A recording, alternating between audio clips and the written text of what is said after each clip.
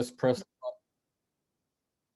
So you just heard the thing. So, and I think our plan is to have this uploaded at some point for sharing with other people who might not have been able to make it here in person today. And the only other thing I would like to say is, if when we get to the point where people were speaking, even those in the program, or those, I'm sure there will be many before it's all over, we would say try to keep your comments to 2 to 3 minutes, unless it's, of course, it's Steve's grandson or immediate family. I think they should have a little more leeway to speak a bit more. And I think that's basically what I was supposed to say. So let me just go to screen share mode for a second. And so you should be on my desktop at this point, and I just wanted to show you the sort of the official program for today. And so it's a celebration of life. And I think you, just by the 20 minutes of music that we heard, you saw what a fantastic life that Steve actually had, and the joy that he shared with so many others. And so we welcome you all, but I think the real welcome today is going to come from Sarah. So Sarah, why don't you come on, and I'll stop my screen share. And I just want to say, if you're going to be speaking today, make sure you put your view on speaker. That way we will all see you much bigger. Okay, so Sarah, you're on. Okay.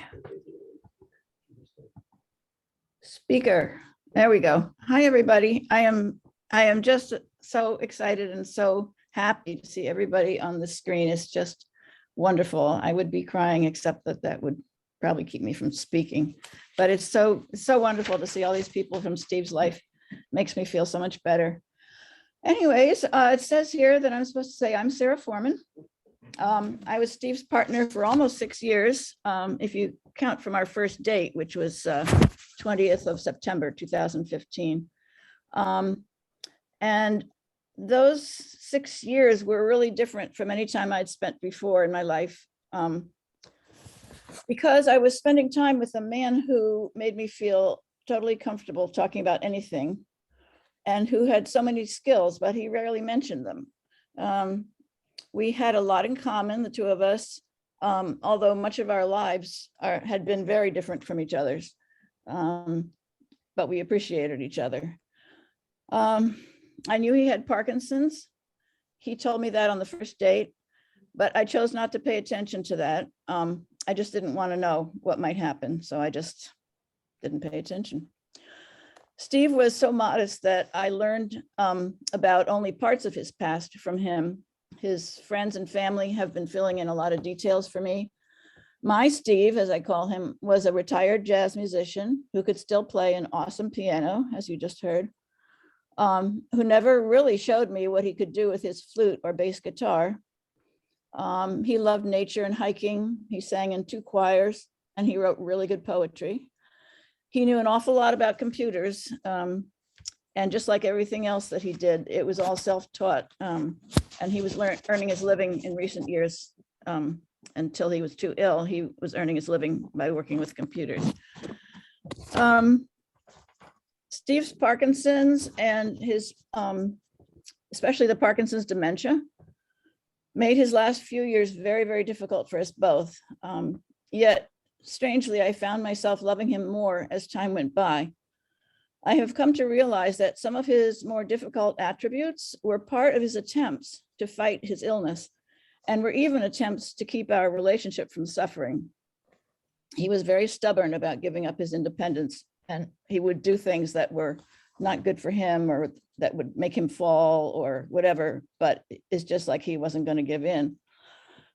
So I've decided that now is my time to be stubborn.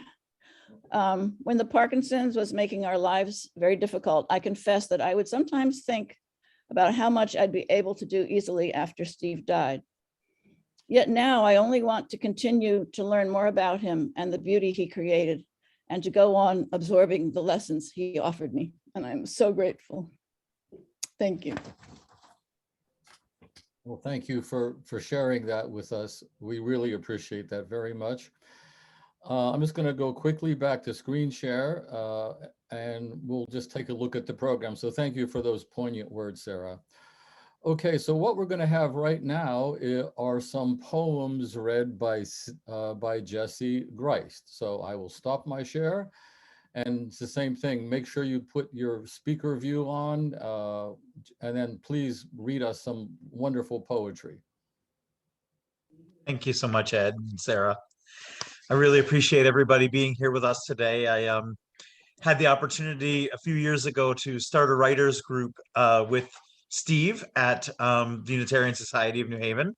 And so here are some poems that Steve shared with the group, with me, and now with all of you. Cold rain relents in early spring. Hardened seed coat softens.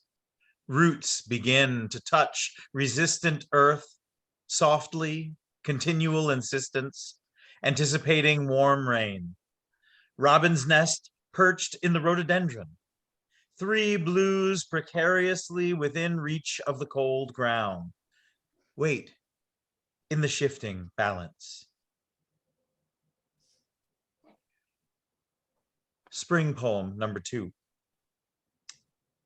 Winter now passing. Beach leaves know no difference. Fall in early spring.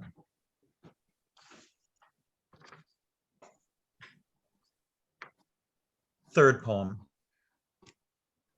Spring mincing in early, artifice and pretend, looking for wind and its wildflowers, but still wearing boots of leather, high heels, mud. Thank you. Well, thank you for reading those lovely poems. I think those of us who know Steve's poems, we all have our favorites. So thank you very much, and we'll see you again. You'll be reading a few more, I believe.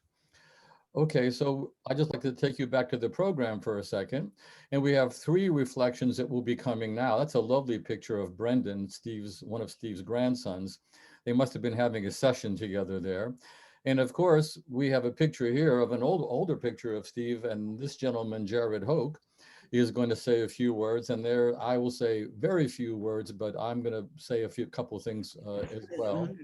So basically, I will get rid of the share mode, and I'd like to have Brendan please unmute himself and put speaker mode. And if you're not speaking, if you put, you can take off the speaker mode of your setting. So Brendan, are you there? Would you like to say a few words? Yeah. Well, first of all, it's just it's really incredible to see how many people are here. I recognized many of you, obviously a family here. But it's great to see just so many people from so many different parts of Steve's life.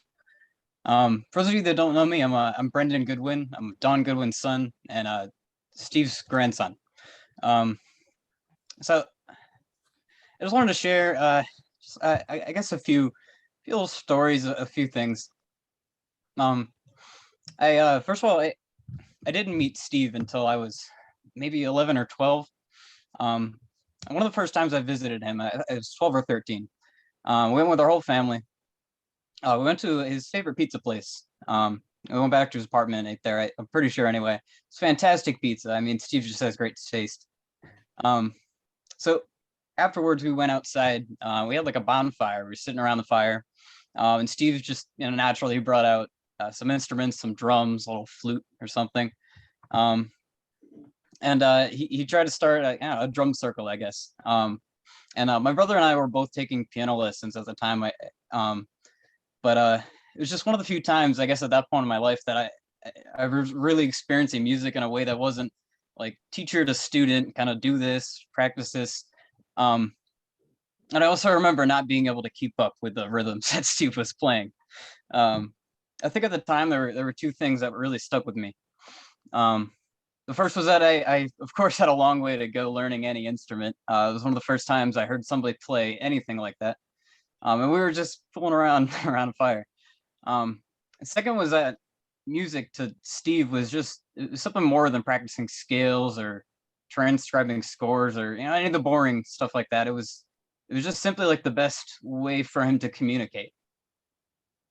I think about that a lot. I mean, Steve was really interested in something it's just hard to put into words.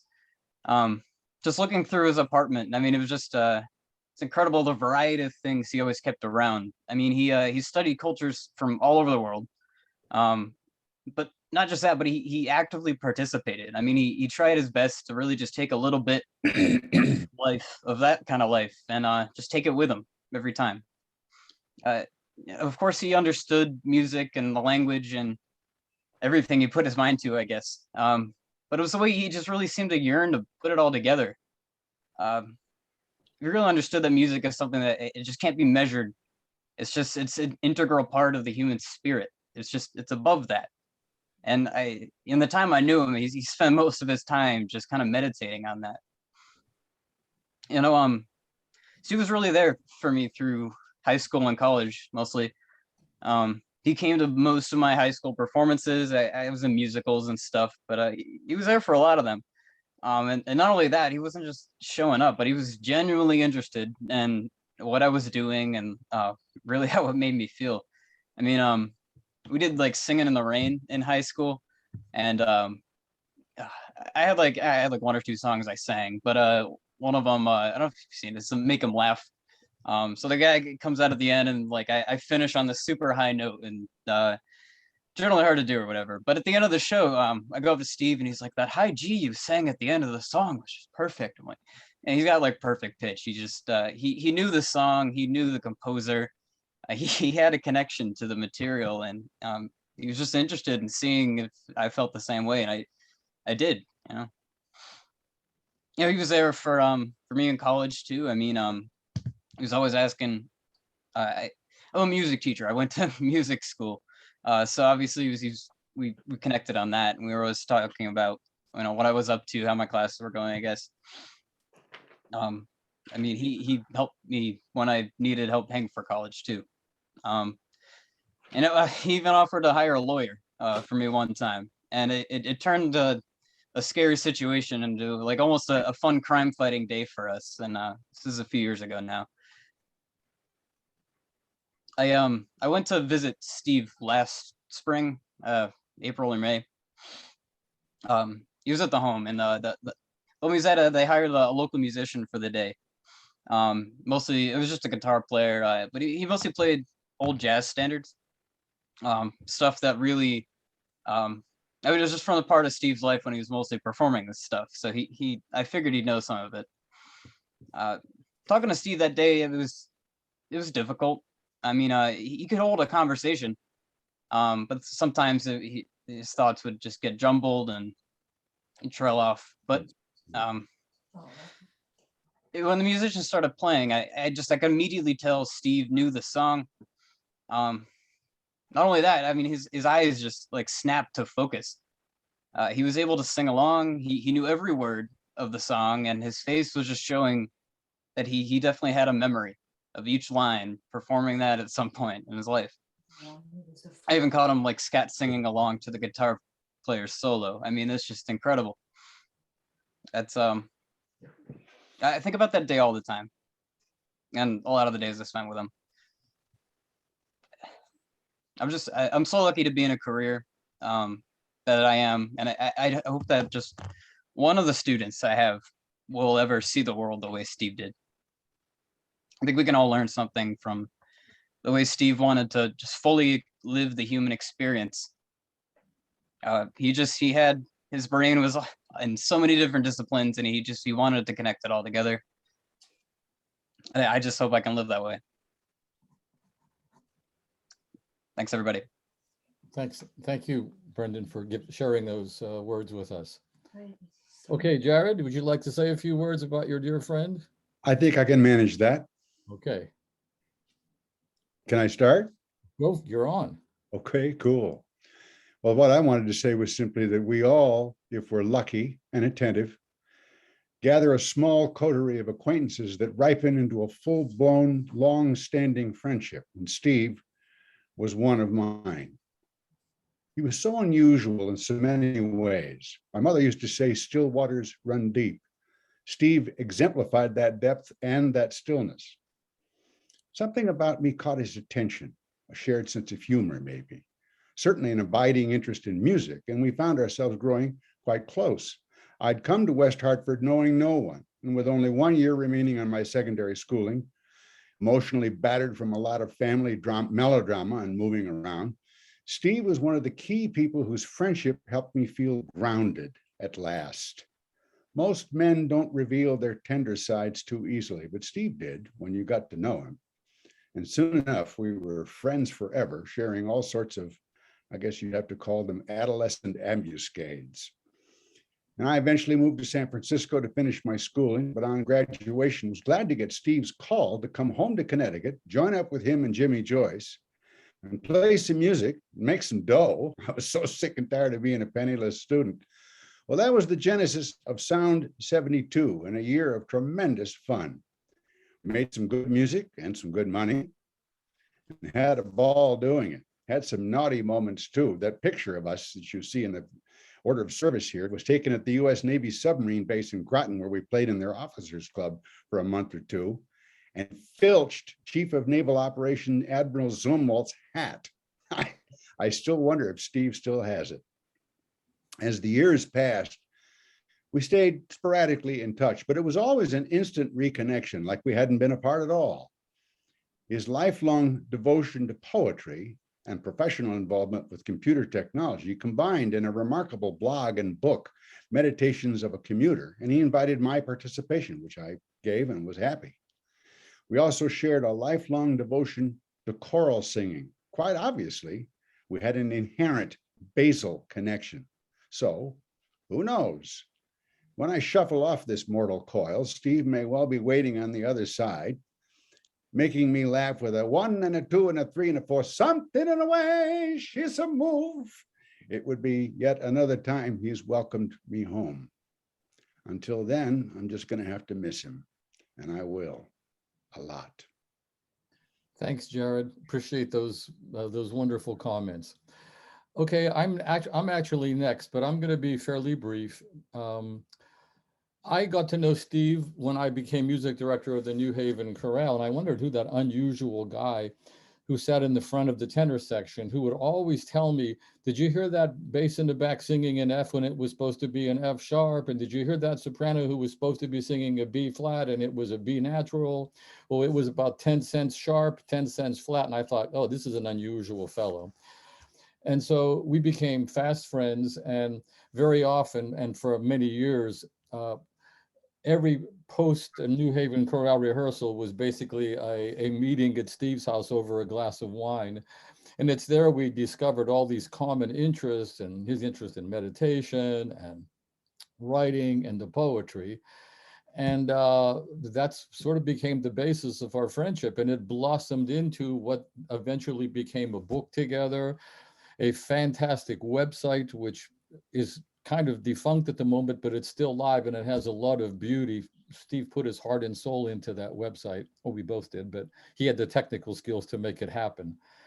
And also produced CDs together, and I thought we just had a great friendship, and I'm just so grateful. We were also roommates on two international tours together, which was great fun.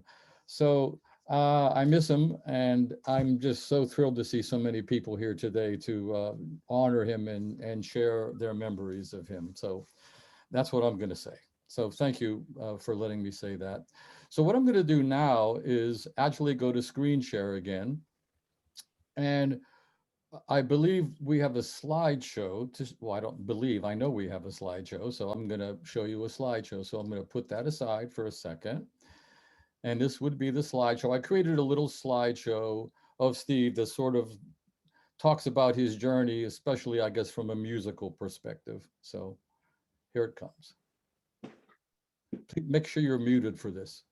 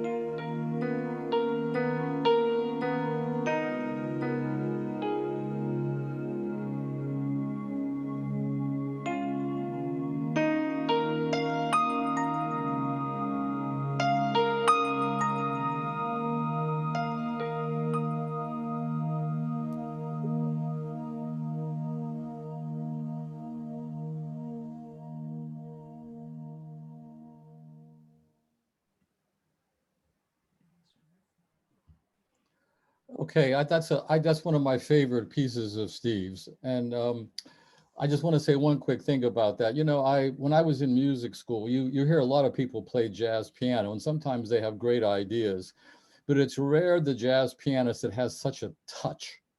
Like on that piece, you could just hear the subtlety of his playing so much on it. So I really I do love that piece.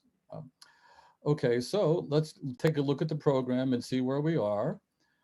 And so we heard from the three of us, and that actually this picture was taken the day that our Meditations of a Commuter book arrived, and so we had a little sort of a celebration party. Okay, so I believe now we have three reflections by three more of Steve's friends. Jim Mazik is one. There's a statement that was written by David Stoltz, one of Steve's longtime collaborators, that Sarah will read, and Linda Pollock, who was a long-time friend of Steve's as well. So I'm going to close this down and ask Jim to please come on and make your statement to us. So I'm really grateful to be here for this. I first met Steve when he was interviewing for a position at Fairfield University in the Media Center. I was the director of the Media Center, and we needed somebody who was really good in digital work and computer stuff. And he applied, and I remember having a wonderful interview with him. He was a little bit older than the other candidates that we were looking at, but he had wonderful technical background, theoretical background, and I could tell that he would fit into our collaborative and creative staff community. Of course, I didn't immediately experience his wry sense of humor or his wisdom or his beautiful, compassionate heart.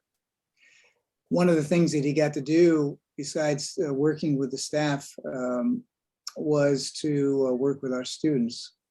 He was able to teach classes to them in all kinds of digital realm, and he was just beloved by them. They took his classes, and many repeated the experience whenever he offered another course.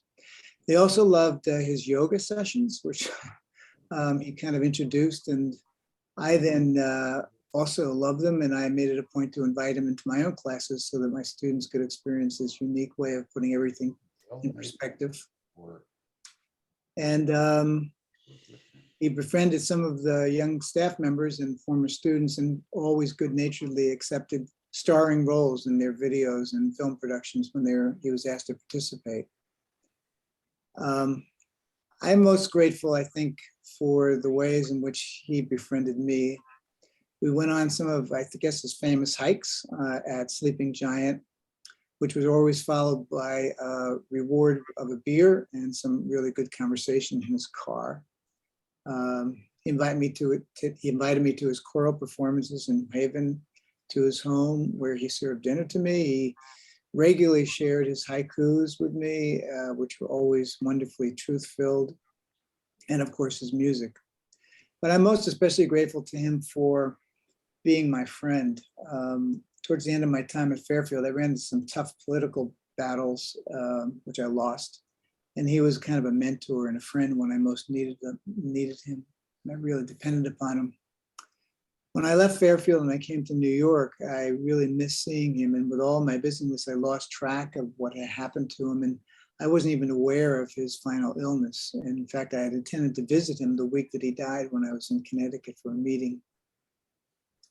I want to just mention one thing, though. The thing that really made me most happy about him was his just coming to life and his happiness when he met the love of his life, Sarah. He never stopped talking about her and how much she meant to him. And I think he really deserved that love because he gave out so much love to so many people. There was a movie that we both shared an interest in. It was called The River Runs Through It.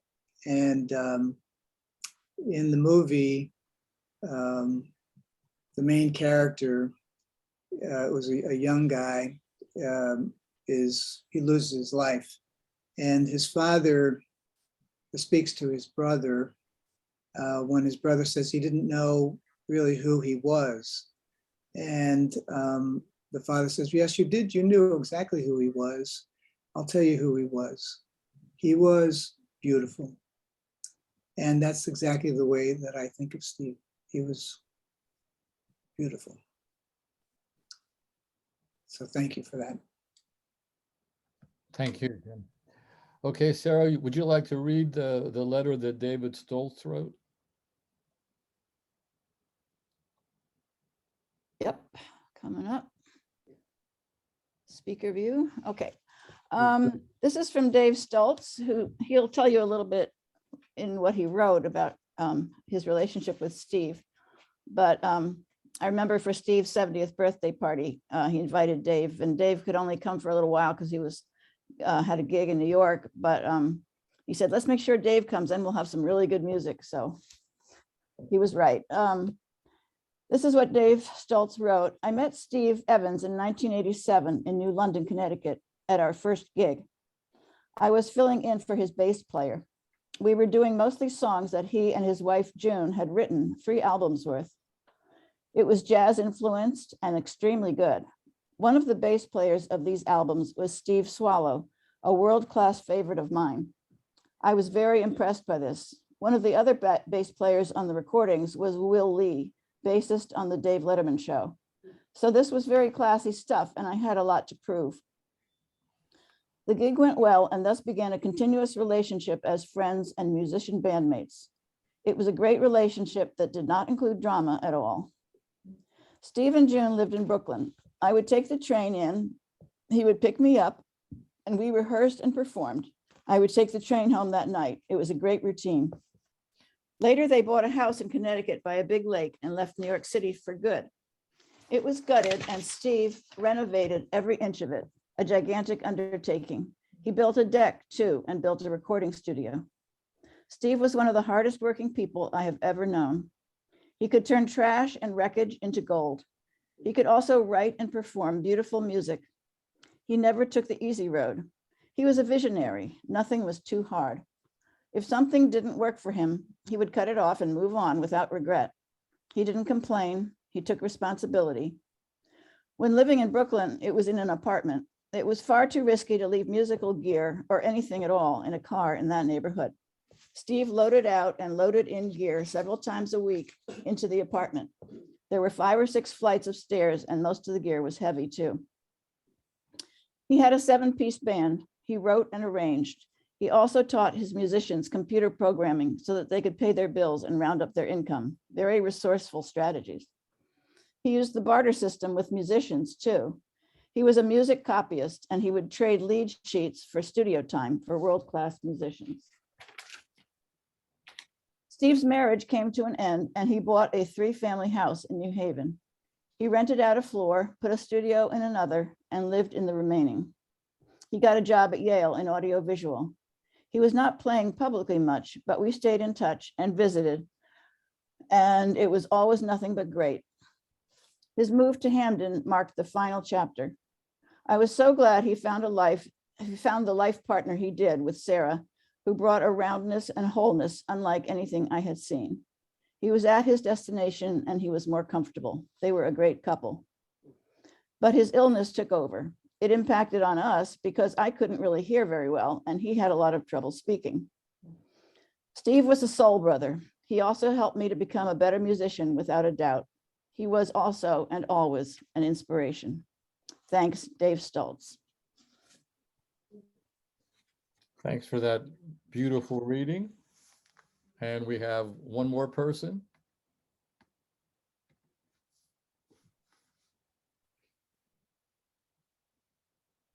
Linda? I can't get it on speaker, but I'll There just, you are. We see you beautifully. okay. Perfect. My husband, John, and I were good friends of Steve Evans through the New Haven Chorale and the Unitarian Church Choir, where I was the conductor. The last time we saw Steve was at the assisted living place where he had moved. We had exactly 1/2 hour for the visit, and it had to be outside due to COVID restrictions. Sarah wheeled him out to a little patio area. We sat around the table. I took out my ukulele and we spent our time singing. It will always be a special memory for me. A while before Steve left his home, he had been hospitalized and John wrote him a note. Sarah has asked me to read it to you today. This was written on March 14th, 2021. Dear Steve, it was distressing for Linda and me to hear that you were hospitalized for a week and now in rehab for Parkinson's. I have known you for such a long time, even before Unitarian Society Church Choir. I was a postdoctoral fellow in the Klein Tower, and there was a Christmas party on the 10th floor.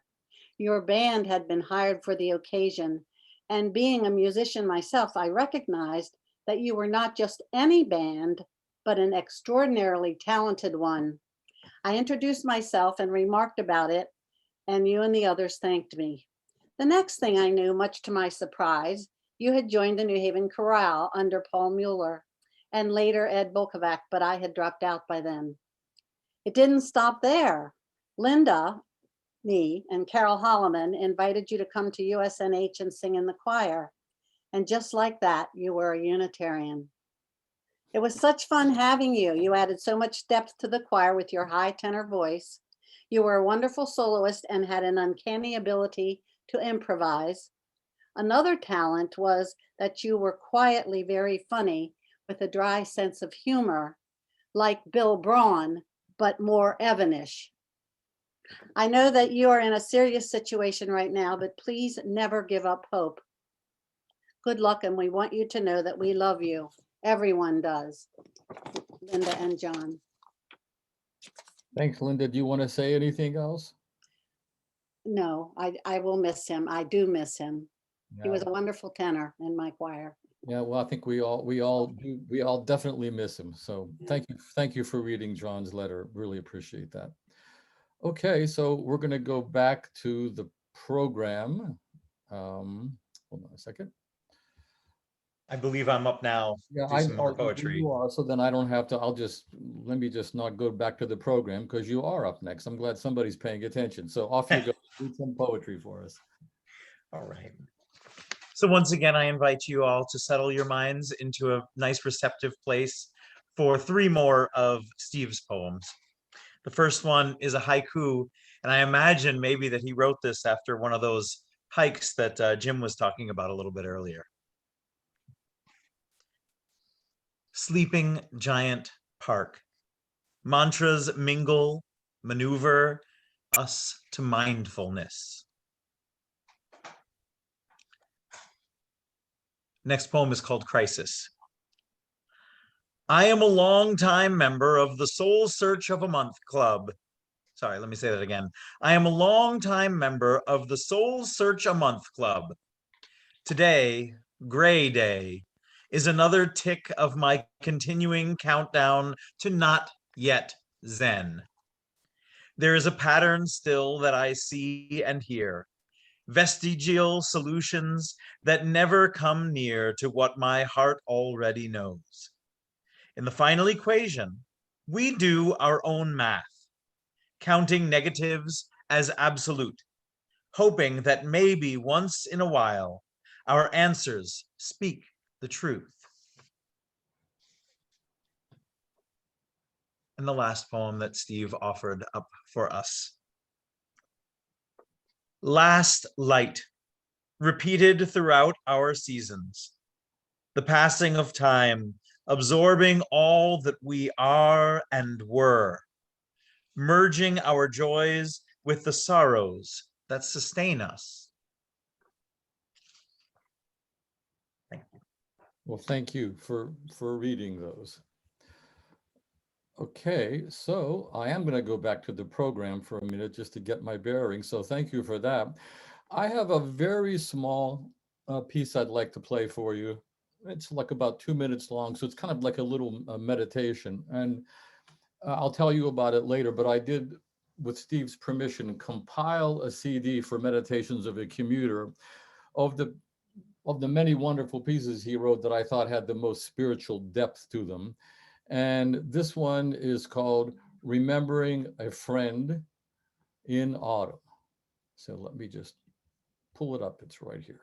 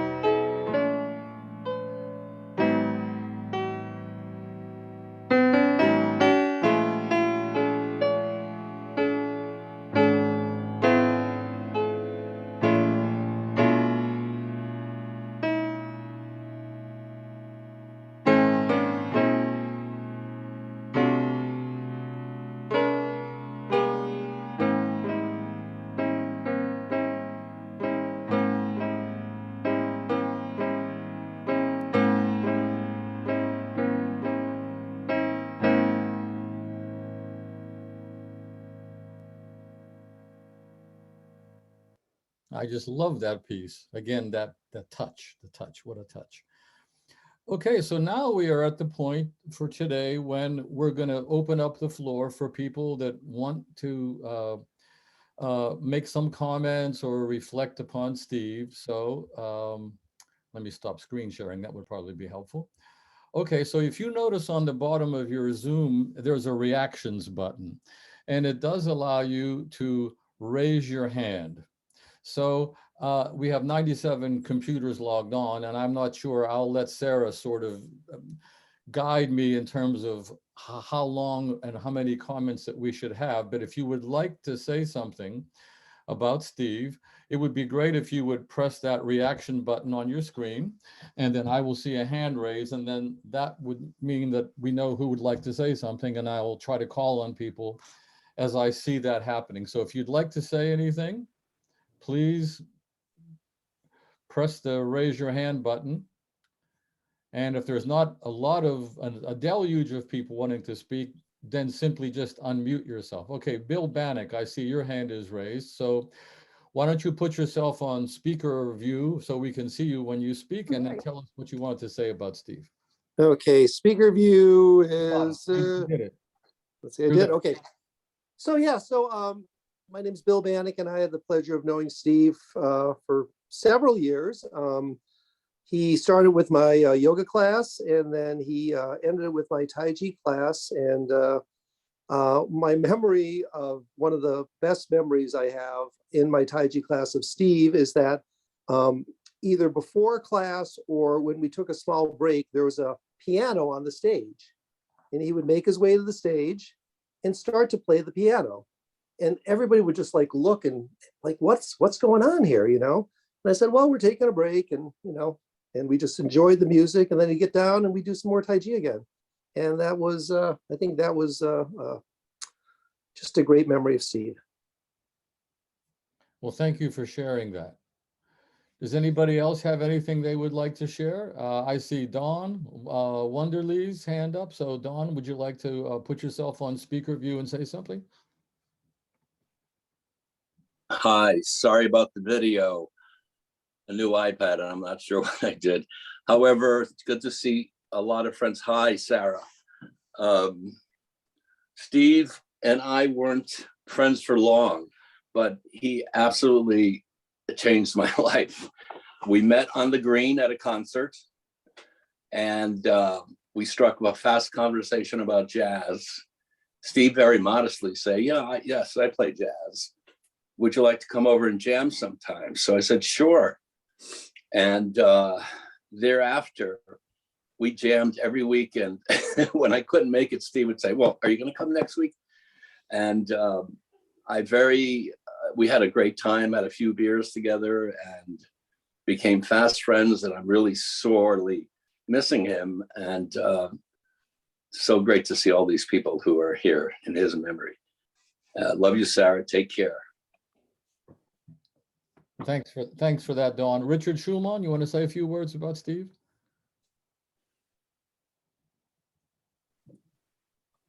Hi, everyone. Can you hear me all right? We can hear you fine. Okay. When I first moved to New York in 1981, it was not long before I started playing with Steve. I'm a piano player, and Steve at that time was playing bass and had a band.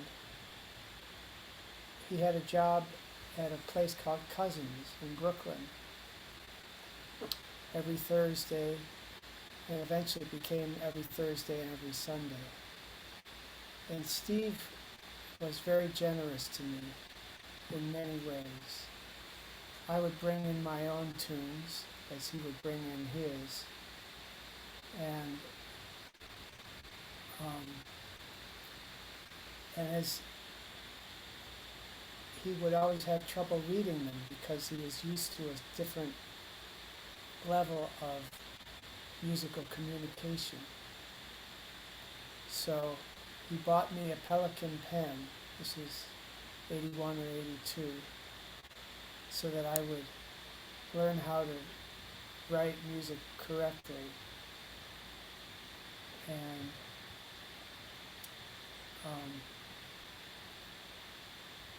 later, he decided to switch from bass to piano, and he was very generous in giving me one of the 2 nights to me, and because of that, I was able to write a whole book of music.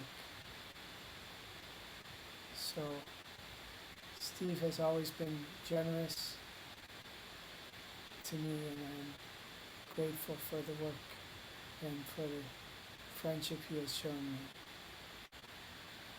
Thank you. Thank you for making that statement. We appreciate it. Okay, Abby, do you want to say a few words? I see your hand is up. I'm trying to do them in order that they were raised, so that's the logic behind it. Sure. I met Steve at a summer camp retreat that Sarah and I and 80 other people had been going to for many years. And as it turned out, my 30-something-year-old daughter had a very bad pain in her back. And Steve came to where we were sleeping, and he massaged her back for a very long time, hoping to relieve the pain. And then he taught us how to fill a sock with raw rice and heat it up in the microwave as an impromptu heating pad. So I'm grateful to him for the care that he took with our daughter. Thank you for that. Bruce Simmons? Hello, everybody. I'm Bruce Simmons, and I'm in a car, obviously, but delighted to join you. I decided to say something because I wanted to share a little bit about Steve from a different part of his life. We were high school classmates along with Jared. And Steve was a wonderful guy, but I got to know him best because we were on the wrestling team together for 3 years. And someone made a comment earlier about him carrying heavy equipment, musical equipment, up 5 flights of stairs. That does not surprise me. He was rock solid. We were both several pounds lighter.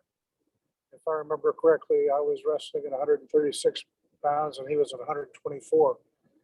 but he was a tiger, and we made each other better.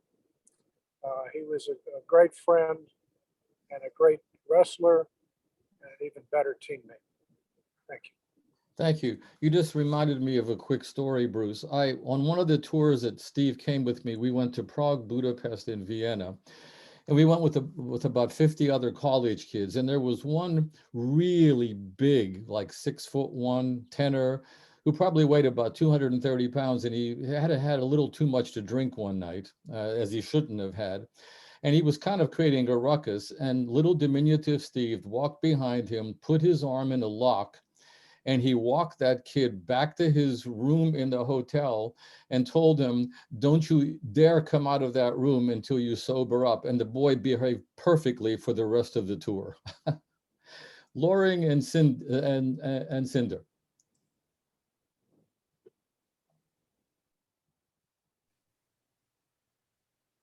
You have to unmute. There you go. And then put yourself on speaker view, that we can see you nice and big.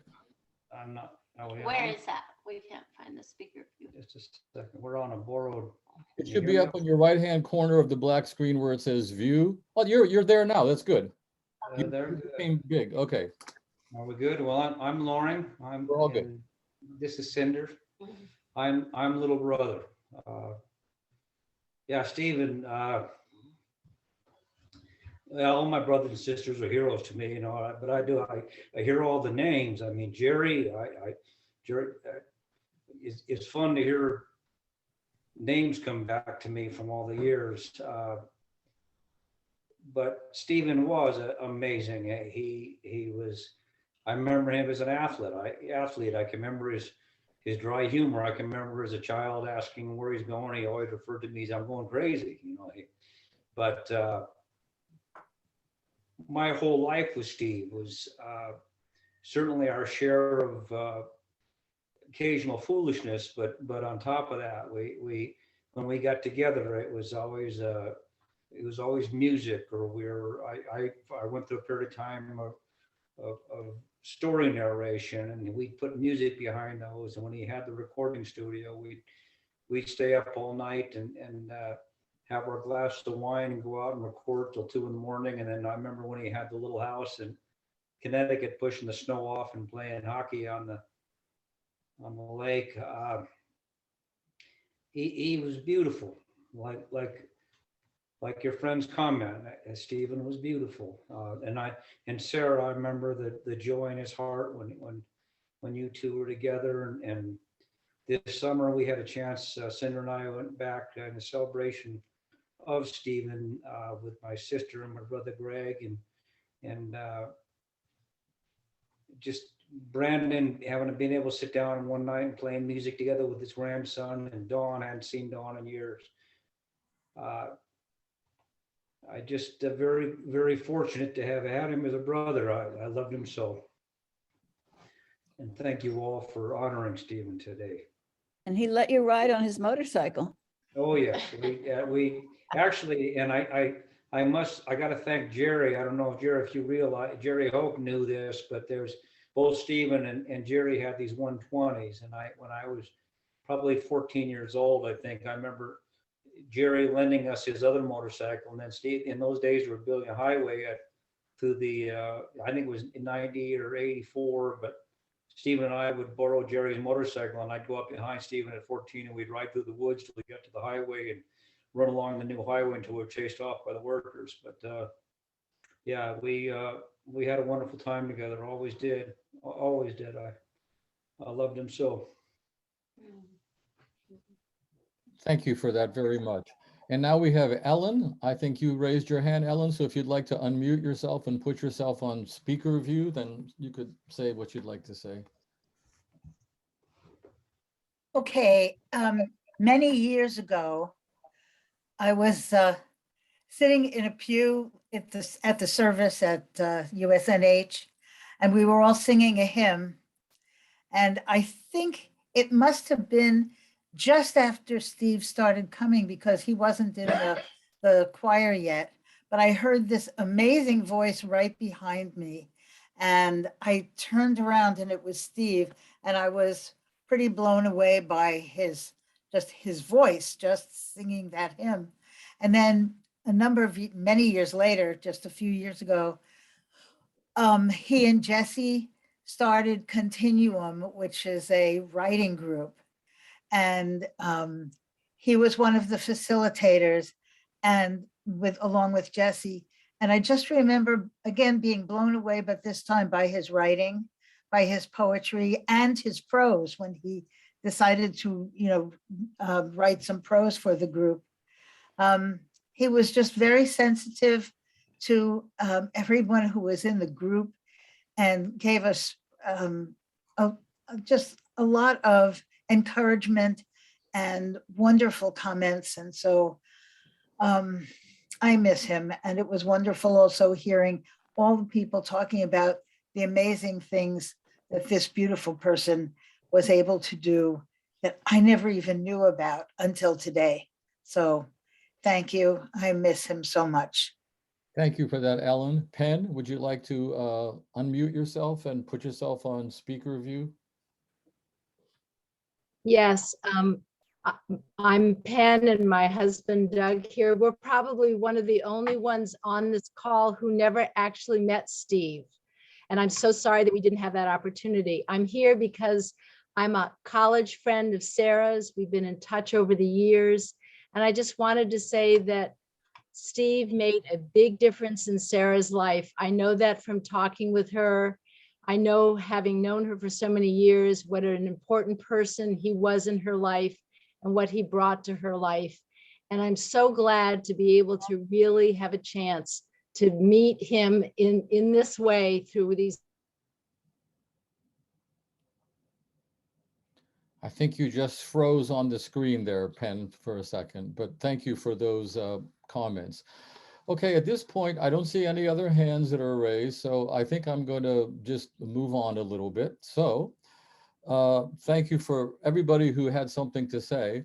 And I'm just going to go back and screen share quickly because I want to share a couple of resources which you are going to be able to get at some point. And Sarah can tell you about that because Sarah can have the last say.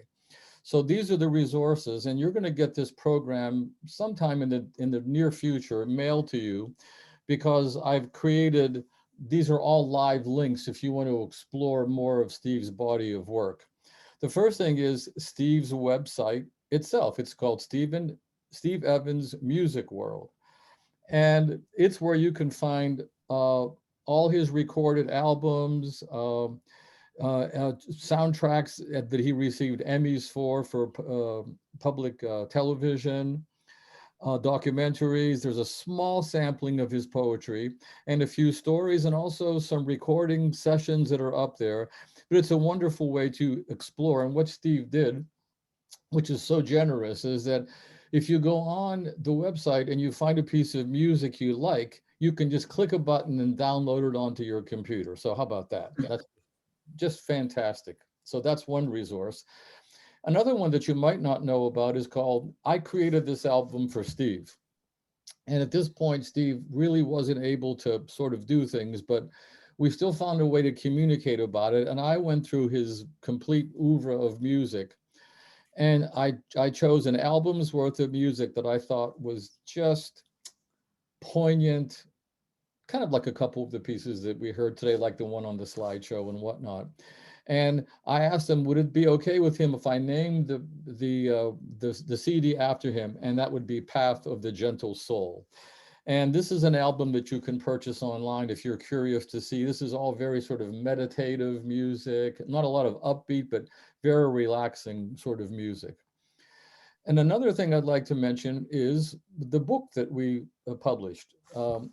And this book contains the stories. I wrote all the stories, and Steve wrote 65% of the poems, but I can tell you that the other 35% were written by his student, me, because once I figured out what the patterns were with the haiku, he said, yeah, you're writing haikus, but they don't sound like haikus. And over time, I sort of learned from him to try to capture the moment, in haikus. But if you end up reading the book, all the good haikus are probably Steve's. This book is available as an e-download, or you can get a hard copy. And And the poetry is sort of mixed up with mine, but if you go to chapters 3 and 5, there's a huge collection of every poem in those 2 chapters belong to Steve, but you'd probably be able to tell. One more resource I'd like to share with you is the Meditations of a Commuter website. I say it's still live, so you can go there, but what we did is we spent a lot of work, maybe 5 or 10 years ago on this. The design and all the technical work was done by Steve. And then we sort of got into other projects, and we had a hiatus of 2 or 3 years. And then we all decided we needed to get back to it. Articles needed editing, you know, things needed to be changed and whatnot. But then by that point, the Parkinson's had taken over, and we never really got to finish it. But we both put our heart and soul into this website, and Steve put his heart and soul, as well as his technical skills, are on display. It's still a live site. And there's one of the slideshows here is read by Jared, who spoke earlier. And there's just a lot of beautiful meditators, some of his poetry there, but you'll find more of his poetry in the actual collection that I mentioned above.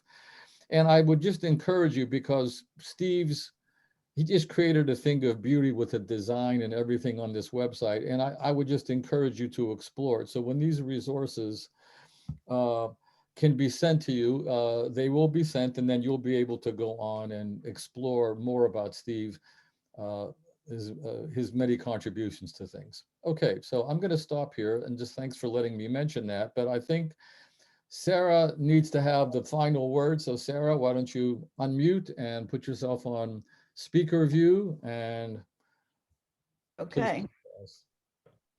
take us out. All right. Oh, this has been so wonderful. I wish we could just do it every day. And it's so wonderful to see people here that I haven't seen in a long time, or who I've never actually seen, like Jim, and some folks here that I haven't seen for very often. So I just feel very lucky.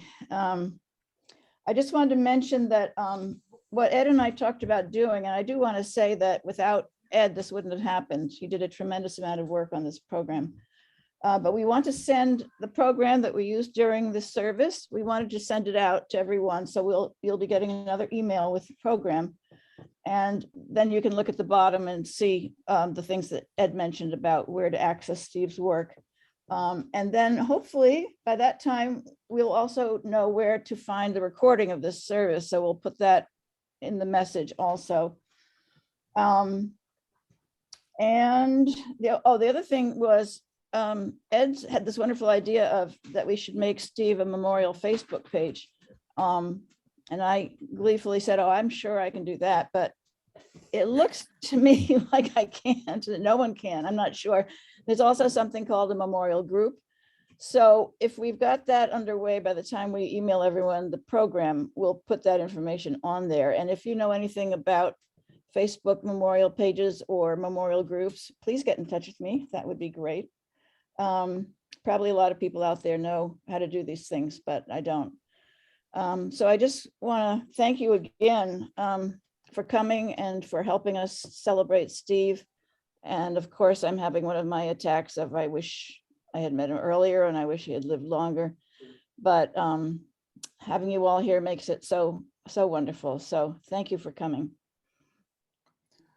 Well, thank you, Sarah. And if we don't get the memorial page up running soon, I may take the recording of this event that we had and throw a few more resources on there. One of the interests that Steve and I had together was singing overtones and improvising. And we have a whole CD of those as well. So I will send you more links if you're interested in exploring what Steve was up to in the last 10 or 15 years of musically speaking.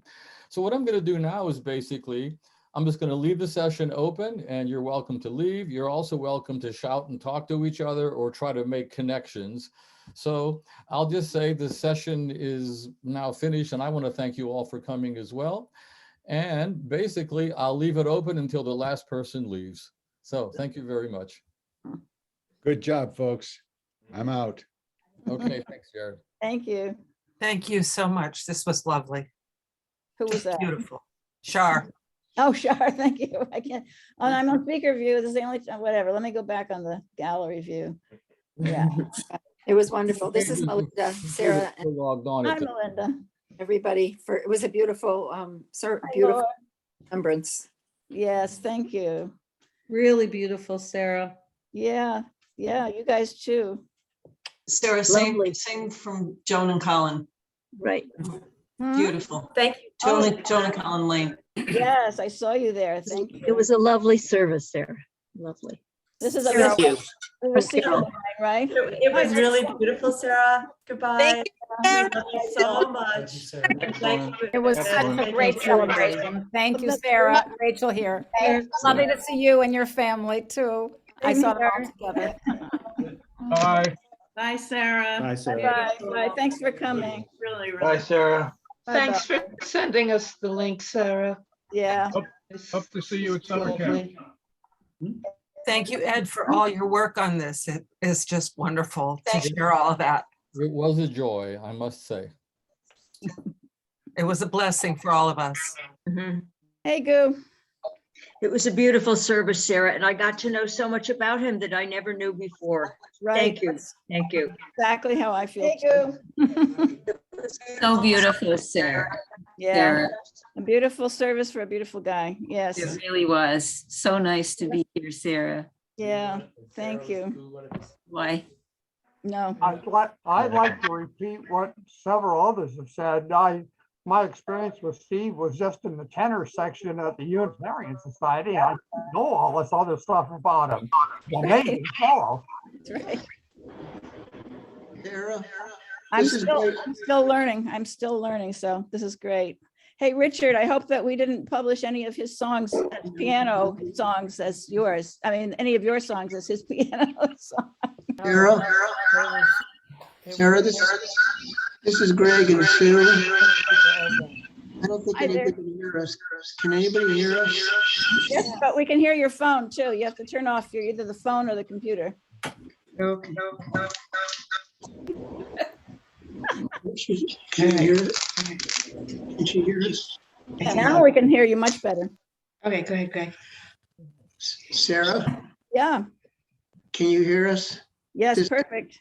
Oh, this is Greg and Sue. I just wanted to thank you guys for doing this. So glad you're there. Greg is Steve's brother. Hey, Greg. Talk. Who am I talking to? I can't see who. No, you're not. Yeah, we can hear you. Thank you for coming, both Greg and Sue. Yeah, you take care, Sarah. I'm sorry. That's okay. I still have a hard time trying to vocalize, guys, so it's a little hard for me to talk. That's okay. But thanks. Thank you. Thanks for everything. Whew. Ready to go? Thank you, Sarah. Who's that? Richard Schulman. Oh, there you are. Okay. Thank you so much. It was wonderful to hear the music. Yes, I'm so glad I got to meet you a couple of years ago when we went down to see Greg and Sue. So Right? Yeah, thank you. Found you. Okay, keep in touch, Richard. Thank you.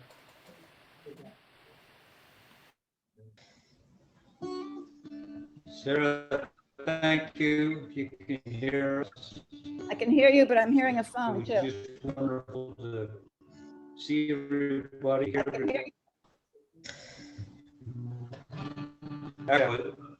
Thank you for being I was here. playing against Steven's songs.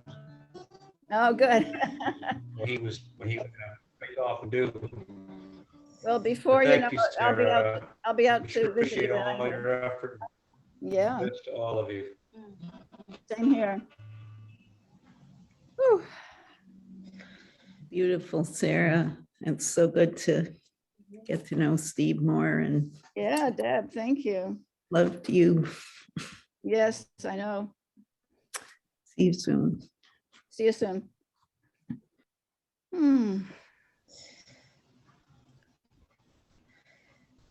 How are you doing, Dawn and Jeff? We're good. Good. I'm so glad. Mulligan was barking. What? Mulligan was barking. Oh, Mulligan is their dog. Okay, good. Ah, It was a well, beautiful service, Sarah. yeah, a lot of beautiful people.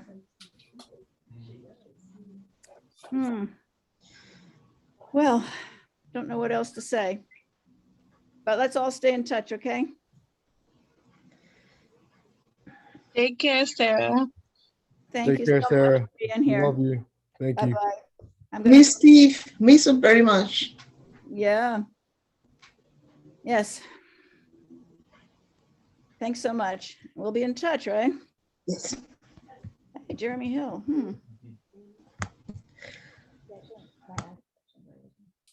Yeah, that's my action.